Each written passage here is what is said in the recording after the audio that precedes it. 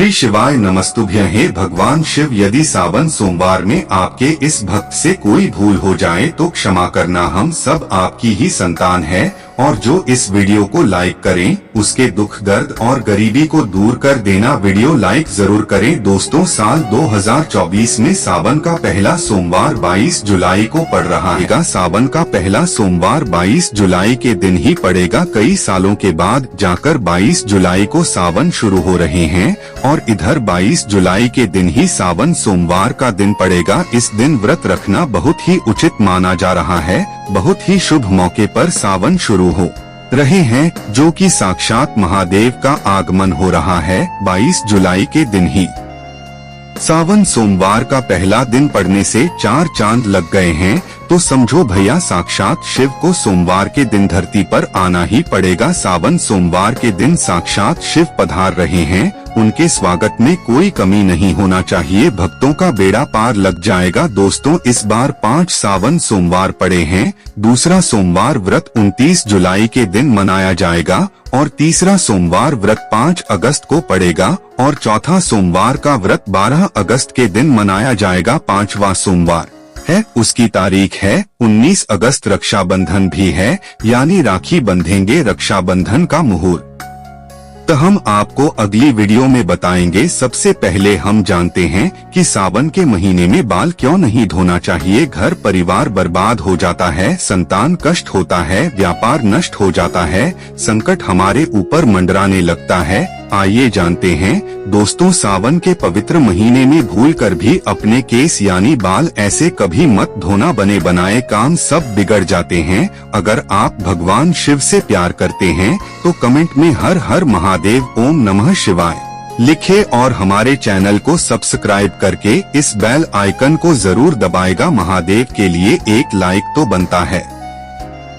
Like जरूर करें। दोस्तों, सावन का महीना बहुत ही शुभ और खूबसूरत महीना होता है, प्यार का महीना होता है। सावन का हर एक दिन उतना ही पवित्र माना जाता है जितना कि गंगा जल माँ का आंचल। सावन में शिव जी की पूजा अर्चना करने से मनोकामना पूर्ण होती है। अच्छे वर्गी कामना करने वाले लोग सावन सोमवार व्रत अवश्य रखें। महादेव का आशीर्वाद मिलता है, मोक्ष प्राप्त होता है, माँ पार्वती का आशीर्वाद मिलता है, धनलक्ष्मी उसके जीवन में हमेशा बनी रहती है। आपको बता दें, जब सावन बरसते हैं तब अक्सर हम उसमें स्नान करते हैं तथा बालों को धोते हैं। पूरे सावन हम खुशी से बरसात का लुत्फ उठाते हैं।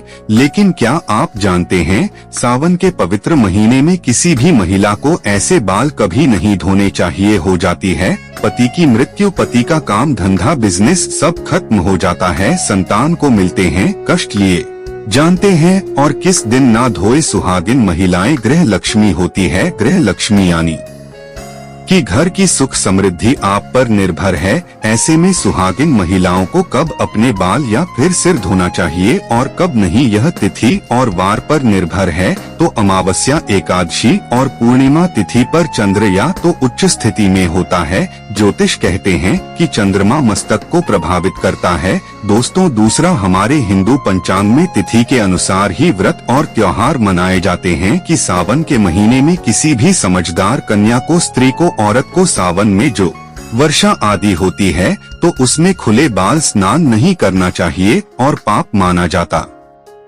है शास्त्रों के अनुसार। तो आप जितना खुले बाल वर्षा आदि में स्नान करेंगे तो आपके बालों से पानी, जिसके कारण राहु की उत्पत्ति होगी और हमारे पितृगण नाराज हो जाते हैं। उसे महिला या स्त्री को बुरी शक्ति लग जाती है। सावन के महीने में बहुत सी महिलाएं वर्षा आदि में स्नान करती है और वह यह भूल जाती है कि खुले बाल स्नान करने से पितृ दोष लगता है। और जब पितृ दोष लगता है तथा राहु नाराज होता है तथा ग्रह कलेश, ग्रह दोष, महाकाल सर्प दोष, शनि दोष, मंगल दोष भयंकर रूप ले लेता है, गुरु ग्रह भी साथ छोड़ देता है। आप अपने बाल बांधकर स्नान कर सकते हैं। बालों को अगर कसकर बांधकर स्नान किया जाए तो पितृगण नाराज नहीं होते, पितरों की तृप्ति होती है, राहु दोष भी नहीं लगता। दोस्तों, अब चलिए जानते हैं वालों के बारे में किन वारों में बाल नहीं धोने चाहिए, किन वारों में बाल धो सकते हैं कि आप किसी भी वार का व्रत रखते हैं तो उसे मृत वाले दिन पर उसे वार को आप बाल नहीं धोएंगे, एक दिन पहले ही बाल धोकर शुद्ध हो सकते हैं। दोस्तों, क्या रविवार को बाल धो सकते हैं? रविवार का व्रत रखते हैं या सूर्य देव की आराधना करते हैं तो रविवार को बाल न धोएं। यदि आप व्रत भी रखते हैं और किसी अनिवार्य कार्य की वजह से आपको रविवार को ही बाल धोना है तो आपके लिए यह उपाय है। दोस्तों, आप गुड़हल के फूल ले लीजिए, उन्हें थोड़ा सा मसलकर उससे जो रस निकलता है उसे अपने बालों में लगा लीजिए, उसके बाद बाल धो सकते हैं। दोस्तों, क्या सोमवार के दिन बाल धो सकते हैं? आइए जानते हैं। सोमवार को बाल धो सकते हैं, लेकिन जो महिलाएं सोमवार का व्रत रखती हैं, वह सोमवार को बाल भूल कर भी ना धोए, लेकिन किसी अनिवार्य कर्म से सोमवार को व्रत रखते ही बाल धोना पड़े तो उसके लिए दोस्तों पलाश के फूलों को अपने हाथों से मसलकर फिर उसे अपने बालों में लगाकर बाल धो लीजिए। इससे आपके ऊपर बनने वाली अशुभता और आप बाल धो सकते हैं। इससे आपको शिव के क्रोध का सामना नहीं करना पड़ेगा। पलाश के फूल आपको ढूंढने पर ही मिलेंगे। दोस्तों, मंगलवार को बाल नहीं धोने चाहिए। माना जाता है कि इस दिन बाल धोने से आर्थिक परेशानियों का सामना करना पड़ सकता है, साथ ही साथ विवाहित जीवन में भी बाधा आने लगती है।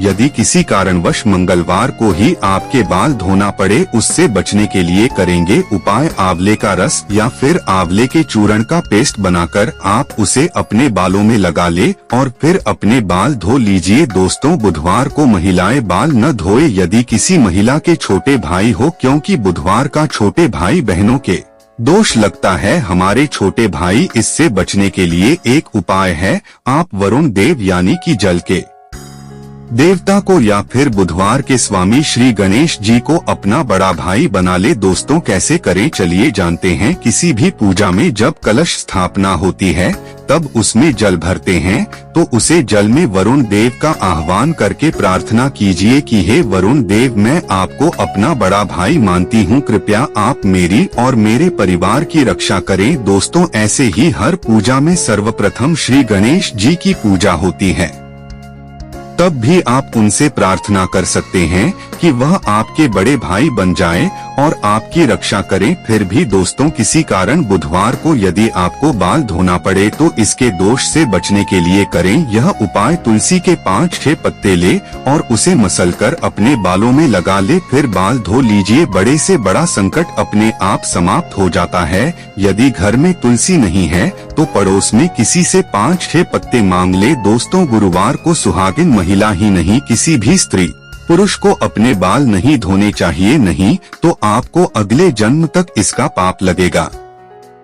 क्योंकि गुरु ग्रह सबका गुरु है, आपको पता ही होगा कि गुरुवार को पोंछा भी नहीं लगना चाहिए। ऐसी मान्यता है कि गुरुवार को बाल धोने से या फिर घर में पोछा लगाने से ऐसे कार्यों से माँ लक्ष्मी रुष्ट हो जाती है। गुरु का नाश होने से घर में क्लेश बढ़ाते हैं, बर्बादी आती है, घर का नाश होता है। दोस्तों, यदि गुरुवार को अनिवार्य कर्म से बाल धोने पड़े तो इसके दोषों से बचने के लिए करें यह उपाय। थोड़ी सी हल्दी ले या फिर बेसन या आप इन दोनों को मिलकर ही एक लेप बनाकर उसे अपने बालों में लगाएं, फिर बाल धो सकते हैं। दोस्तों, शुक्रवार के दिन सुहागिन महिलाएं अपने बाल धो सकती हैं, लेकिन जिन महिलाओं के पुत्र हैं या फिर जिनकी पुत्र प्राप्ति की कामना है तो ऐसे में वह लोग शुक्रवार के दिन बाल ना धोए। यदि आपको शुक्रवार के दिन किसी अनिवार्य कर्म से बाल धोने पड़े तो उसके दोष से बचने के लिए करेंगे उपाय। पहले अपने बालों में थोड़ा सा दही लगा ले, फिर बालों को धो ले। बात करते हैं शनिवार को सुहागिन महिलाएं अपने बाल न धोएं। शनिवार यानी कि शनिदेव का दिन माना जाता है। जैसे कि आप जानते हैं, सभी देवों में न्याय के लिए उच्च स्थान शनिदेव को दिया गया है। शनिदेव को न्याय का देवता कहा जाता है। एक तरह से आप इन्हें पूरे ब्रह्मांड का जज कह सकते हैं और इसी कारण सभी लोग शनिदेव के प्रचंड क्रोध से भी डरते हैं। दोस्तों, यदि आपको शनि के प्रकोप से बचाना है तो इस दिन आप बाल कतई ना धोए। किसी अनिवार्य कर्म से इस दिन बाल धोने पड़े तो इस दोष से बचने के लिए पहले अपने बालों में कच्चा दूध लगाएं, फिर बाल धो ले। बालों में थोड़े से कच्चे दूध का छिंटा लगाकर बाल धोने से शनि देव की पूरी दृष्टि नहीं पड़ती। और इतना तो आप कर ही सकते हैं कि थोड़ी से दूध का छिंटा अपने बालों में लगाकर शनिवार को जरूर स्नान करें। दोस्तों, हम आपसे कुछ जरूरी बातें शेयर करना चाहते हैं और वह यह है कि सुहागिन महिलाएं अपनी मांग में सिंदूर भरती है। शरीर के इस स्थान को यानी कि मांग को गंगा स्थल माना जाता है, तो जब यहाँ पर सिंदूर लगाया जाता है तो उसे गंगा सिंदूर कहते हैं। यही पवित्रता और सौभाग्य की निशानी है। इसी कारण जो सुहागिन महिला नहाकर मांग में सिंदूर भरती है वह पूजा पाठ में शामिल हो सकती है, अगर वह बाल न भी धोए तो, क्योंकि उसे पवित्रता और सौभाग्यवती का वरदान मिला है। दोस्तों, लेकिन पुरुष को हर दिन बाल धोकर ही पूजा पाठ में शामिल होना चाहिए और डाउट रहता है कि मासिक धर्म के दौरान आप बाल धोए या नहीं। अलग अलग प्रति में इसकी अलग अलग प्रकार तथा हमारे आस पड़ोस में तो आज भी मासिक धर्म के पहले, तीसरे और 5वें दिन कंपलसरी बाल धोते हैं। इसमें तिथि या वर बिल्कुल नहीं देखा जाता। आप तो जानते ही हैं कि माँ को बाल धोने ही क्या नहाने भी नहीं देते हैं, लेकिन इस विषय में वार और तिथि का आप जरूर ख्याल रखें। दोस्तों, आगे माता पिता रहती है। किसी भी सुहागन महिलाओं को यह 5 बातें पता होनी चाहिए, नहीं तो आपको तथा आपके पति को कभी भी मान सम्मान नहीं मिलेगा। चलिए जानते हैं। माता सीता रहती है। स्त्री को सदैव अपने बाल बांधकर रखना चाहिए, क्योंकि बंधे हुए बाल रिश्तों को बांधकर रखते हैं। स्त्रियों के खुले बाल घर का विनाश करते हैं, जो कि इसका वर्णन महाभारत काल में मिलता है। खुले बाल नकारात्मक शक्तियों को आकर्षित करते हैं। पूर्णिमा और अमावस्या के दिन बालों को कभी खुल न रखें कहते हैं। इस दिन भूत प्रेत या कोई भी गलत ऊर्जा आपके खुले बाल होने से वह आपको अपना शिकार बन सकती है। आपके पीछे धीरे धीरे दौड़ी चली आती है और आप गहरे कुएं में गिर जाते हैं, यानी संकट में। आज इससे बचने के लिए यह नियम तो मानने नहीं पड़ेंगे। माता सीता ने दूसरी बात बताई थी, कभी भी सुहागिन महिलाओं को पति के बगैर बाहर नहीं जाना चाहिए। इसे तत्काल बहुत ही घोर अनर्थ माना जाता है। माता सीता की तीसरी बात, किसी भी स्त्री को अपने घर की गुप्त बातें बाहर नहीं करनी चाहिए। इससे उल्टा आपके घर का विनाश हो जाएगा। पड़ोसी के घर भी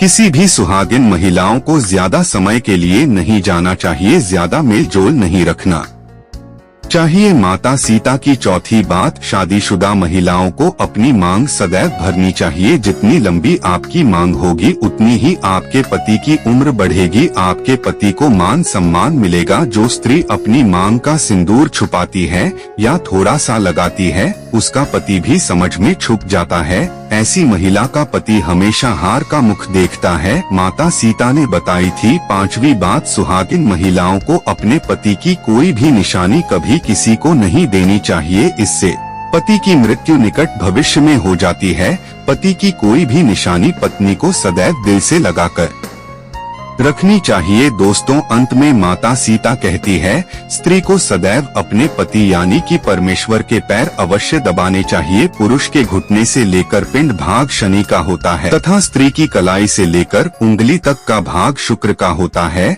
और जब भी शनि पर शुक्र का प्रभाव पड़ता है तो धन की प्राप्ति का योग्य बनता है। अतः स्त्री को प्रतिदिन अपने पति के पैर दबाने चाहिए। इससे धन, यश, वैभव, कीर्ति, उत्तम जीवन साथी, धन संपदा प्राप्त होती है। दोस्तों, इसलिए हमेशा आपने देखा होगा कि लक्ष्मी जी भगवान विष्णु के पैर दबाती रहती है और इसी कारण वह धन की देवी है, क्योंकि ऐसा योग्य धन की वर्षा करता है। ऐसे में सोमवार के पवित्र दिन में यहाँ पर बांधे एक जोड़ी हरी चूड़ी 24 घंटे के अंदर में देखे चमत्कार, आपकी किस्मत बदल जाएगी। आपका भाग्य आपका साथ देना शुरू कर देगा। सावन का जो महीना होता है भक्ति का महीना होता है। सावन के पूरे महीने पर भगवान भोलेनाथ जी का नियंत्रण होता है। कालों के भी काल कहे जाने वाले महाकाल शिव शंभू को सावन का महीना बहुत ही प्रिय लगता है।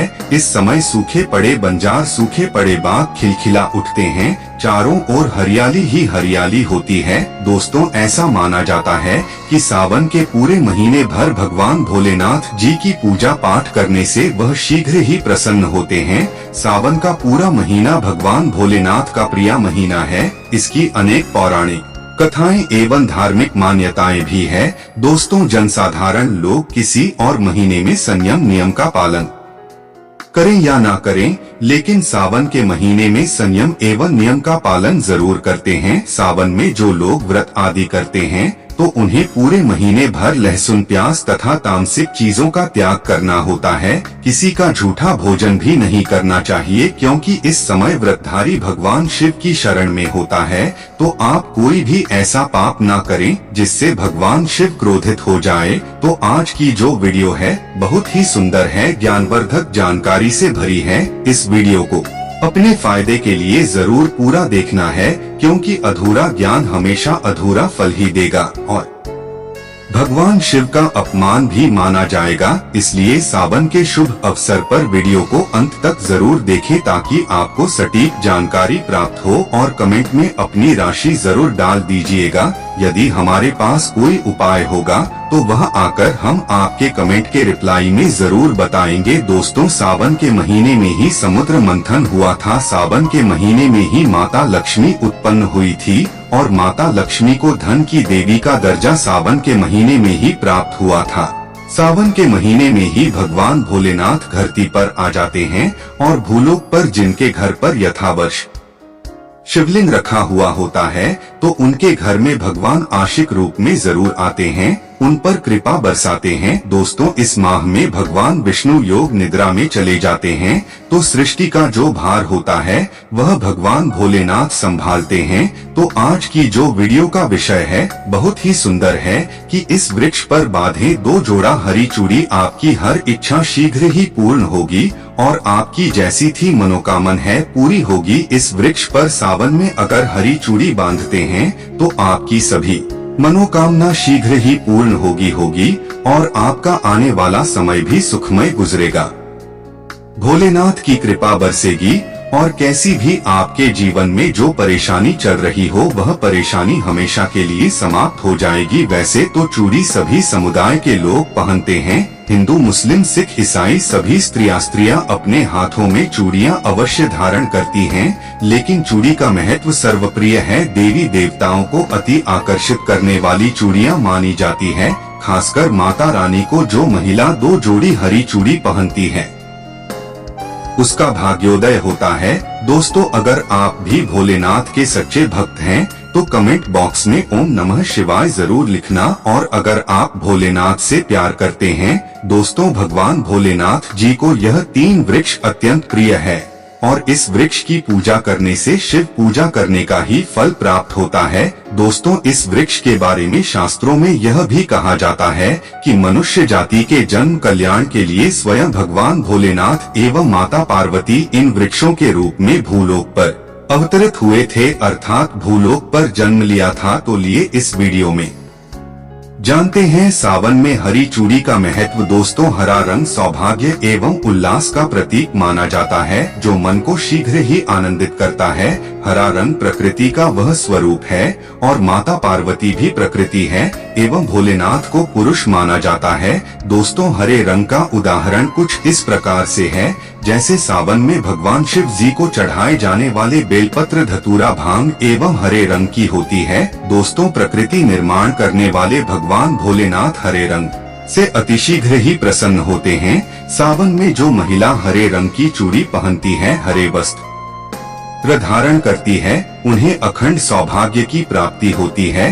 दोस्तों, इसलिए कहा जाता है जितनी भी माताएं बहनें हैं उन्हें पूरे सावन के महीने में हरे रंग की चूड़ी जरूर पहननी चाहिए, हरे वस्त्र जरूर धारण करने चाहिए। सावन के महीने में जो माताएं बहनें भगवान भोलेनाथ की पूजा हरे रंग के वस्त्र धारण करने चाहिए और भूलकर भी सावन के महीने में काले वस्त्र किसी भी महिला को कदापि नहीं पहनना चाहिए। ऐसा माना जाता है कि इस रंग के कपड़े पहनने से महिला के पति पर कष्ट आते हैं और उनके पति की आयु कम हो जाती है, तो दोस्तों इस वृक्ष पर किसी भी सावन सोमवार के दिन या सावन में किसी भी समय जरूर बांधे हरी चूड़ी। दुर्भाग्य आपका सौभाग्य में बदल जाएगा। कैसी भी आपके ऊपर परेशानी हो, गरीबी हो, कष्ट हो, कर्ज हो, तकलीफ हो, जीवन में जो परेशानी हो वह सारी समस्याएं समाप्त हो जाएगी। दोस्तों केवल एक ही सोमवार के दिन अगर आप यह उपाय करते हैं, हरी चूड़ी इस वृक्ष पर बांधते हैं, तो आपके जन्म जन्मांतर की गरीबी भी मिट जाती है। एक ही सोमवार के दिन यह उपाय करने से मनोकामना पूर्ण होगी। तो दोस्तों वह वृक्ष कौन से है, आइए जानते हैं। प्रथम वृक्ष है शमी का वृक्ष। शमी के वृक्ष के बारे में ध्यान से सुनिएगा। तो शमी का वृक्ष माता पार्वती का एवं भगवान भोलेनाथ जी का मिश्रित स्वरूप कहा जाता है। इसलिए दोस्तों शमी के वृक्ष को उमा महेश्वर वृक्ष भी कहा जाता है। पूरे सावन भर शमी के वृक्ष पर माता पार्वती एवं भगवान भोलेनाथ जी का वास माना जाता है। सावन के महीने में गोधूली बेला पर प्रदोष काल के समय अर्थात दोस्तों जब नहीं दिन हो और न ही रात अर्थात संध्या काल के समय, तो इस वृक्ष को संध्या काल के समय में, गोधूली बेला में या फिर प्रदोष समय में इस वृक्ष को छूने से पाप दोष कष्ट एवं परेशानी केवल सावन के महीने में छूने मात्र से समाप्त हो जाती है। दोस्तों सावन के पवित्र महीने में अगर शमी वृक्ष की झाड़ पर कच्चा दूध डाला जाए तो भगवान शिव शीघ्र ही प्रसन्न होते हैं एवं माता पार्वती का ढेर सारा आशीर्वाद प्राप्त होता है। तो आपको धन गुण एवं परम शिव भक्त की प्राप्ति होती है। दोस्तों इस वृक्ष को छूने से पाप तत्काल नष्ट हो जाते हैं। कैसा भी आपके जीवन में पाप हो दूर हो जाता है। तो आपको करना क्या है, इसे बहुत ही उत्तम कहा गया है। माता लक्ष्मी को भी बेल के वृक्ष का अवतार लेना पड़ा था। मैं इसके बारे में भी एक कथा भी आपको बता दूंगा। तो आपको सावन के पवित्र दिनों में बेल के वृक्ष के नीचे हो सके तो घी का दीपक जरूर जलाएगा। घी का दीपक बहुत ही उत्तम कहा गया है। अन्य वृक्षों को जैसे आपने मक्खन चुराया, बताशे का भोग लगाया, बेल के वृक्ष को माता पार्वती तथा भगवान शंकर का स्वरूप ही कहेंगे। इसमें समस्त तीर्थ आकर के निवास करते हैं। इसीलिए सावन के महीने में कहा जाता है जो लोग अगर तीर्थ धाम नहीं जा सकते, तीर्थ के दर्शन नहीं कर पाए, तो ऐसे व्यक्ति बेल के वृक्ष के नीचे सावन के महीने तक घी का दीपक जला लेते हैं, जिससे संपूर्ण जितने भी तीर्थ होते हैं उनके दर्शन के बराबर पुण्य की प्राप्ति होती है। मैं इसलिए सारी जानकारी, गुप्त रहस्य जानकारी बताता हूँ जिससे आप सभी दर्शकों को कल्याण हो, दर्शकों की बिल्कुल ही आध्यात्मिक उन्नति हो। सभी को धन की जरूरत नहीं होती, किसी को पुण्य की प्राप्ति की जरूरत होती है। कोई आध्यात्मिक उन्नति करना चाहते हैं, इसीलिए इस प्रकार के छोटे छोटे गुण भरे रहस्य जानकारी वीडियो में बता देता हूँ। दोस्तों अब करना क्या है, सावन की शुभ मंगल दोनों में इस वृक्ष को छूना है। माता पार्वती से प्रार्थना लगानी है कि है माता पार्वती आप ही शक्ति स्वरूप है, लक्ष्मी है, धन की देवी है, आप ही संसार को चलने वाली देवी है। इस प्रकार से प्रार्थना करते हुए इस वृक्ष को छूना है और बोलना है, मेरी गरीबी मिटाई माता, मेरी निर्धनता को मिटाए, मेरे जीवन में चल रही परेशानियां सारी परेशानियों को दूर करें। इस प्रकार प्रार्थना करते हुए आपको एक कपूर और एक लौंग को भी जला देना है। और एक काम जरूर करना है, जलाने के बाद इस वृक्ष को आपको बोलना है कि मैं भोग स्वरूप आपको धतूरे के पत्ते एवं धतूरे के फल समर्पित कर रहा हूँ, आप स्वीकार करें। दोस्तों इस वृक्ष की जड़ के नीचे में भी आपको धतूरे के फल एवं पुष्प को, पुष्प है तो पुष्प भी रख सकते हैं। और अब वृक्ष आपको छूना है, प्रार्थना करते हुए कि हमारी गरीबी मिटाए, हमारी निर्धनता मिटाए, बिल्कुल ही आपके जीवन में कभी गरीबी नहीं आएगी। और एक प्रार्थना जरूर करना है, किसी की हाय लग गई हो, बद्दुआ लग गई हो, किसी का दोष लगा हो जिसके कारण हमारी आध्यात्मिक उन्नति नहीं हो पा रही हो, तो आप जो है बद्दुआ एवं किसी का दोष लगा हो उसे तुरंत दूर करें। शनि राहु केतु का अगर दुष्ट प्रभाव लग रहा हो, नवग्रह में से कोई नवग्रह हमें पीड़ित कर रहा हो, या फिर किसी भी हमारे पूर्वजों द्वारा किसी भी प्रकार का हमें पितृ दोष लगा हो, क्योंकि पितृ दोष लगने के कारण व्यक्ति की आदमी उन्नति भी नहीं हो पाती, तो आप बोलने की समस्त प्रकार के देशों को आप दूर करें।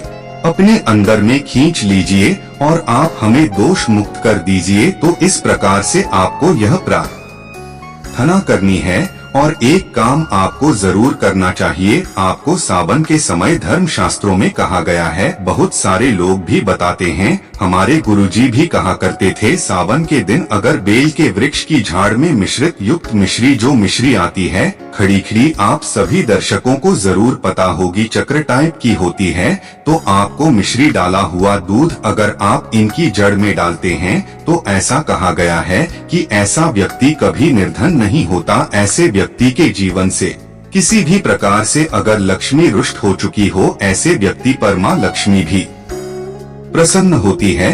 ऐसे व्यक्ति के जीवन में धन का अभाव नहीं होता। ऐसे व्यक्ति फिर निरोग रहते हैं, निरोग काया प्राप्त होती है। आप चाहते हैं तो यही क्रिया नीम के वृक्ष पर भी कर सकते हैं। नीम के वृक्ष पर माता लक्ष्मी निवास करती है, समस्त देवी शक्ति निवास करती है। नीम के वृक्ष में अगर आप जो है सावन के शुभ मंगल दोनों में आपको एक गिलास या फिर एक लोटे सामर्थ्य के अनुसार तांबे के लोटे में आपको दूध डाल करके इनके अंदर जो है अभिषेक करना चाहिए, उनकी झाड़ में डालना चाहिए, लेकिन आपको मीठा दूध ही डालना है। मिश्री मिला हुआ दूध आपको चढ़ता है, इनकी झाड़ में डालना है और गरीबी मिटाने की प्रार्थना करनी है। या फिर जिन लोगों पर कर्ज का भार है वह लोग बोल सकते हैं कि हमारे कर्ज का भार दूर हो, या फिर जीवन में जो किसी भी प्रकार की जो परेशानी है वह परेशानी भी बोल देना, वह परेशानी तत्काल यह वृक्ष समाप्त करते हैं। और आपको इसे छू दूध आपको चढ़ता है,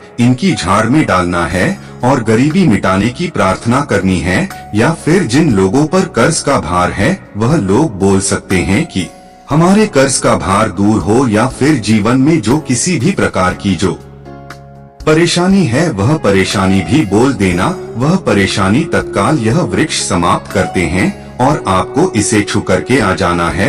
दोस्तों, सावन में आप इन वृक्षों को जरूर छुए, आपका कायाकल्प हो जाएगा। भगवान शिव आपके ऊपर मेहरबान हो जाएंगे, माता पार्वती एवं माता लक्ष्मी की कृपा प्राप्त होगी, आपकी भक्ति की कामना आराधना पूर्ण हो जाएगी। तो अगर आप महादेव की कृपा प्राप्त करना चाहते हैं और उन्हें अपने घर पर बुलाना चाहते हैं तो कमेंट बॉक्स में लिखें हैं। भगवान शिव आपका स्वागत है हमारे घर में। हर हर महादेव, श्री शिवाय नमस्तुभ्यं। वीडियो को लाइक जरूर करें व चैनल सब्सक्राइब कर लें।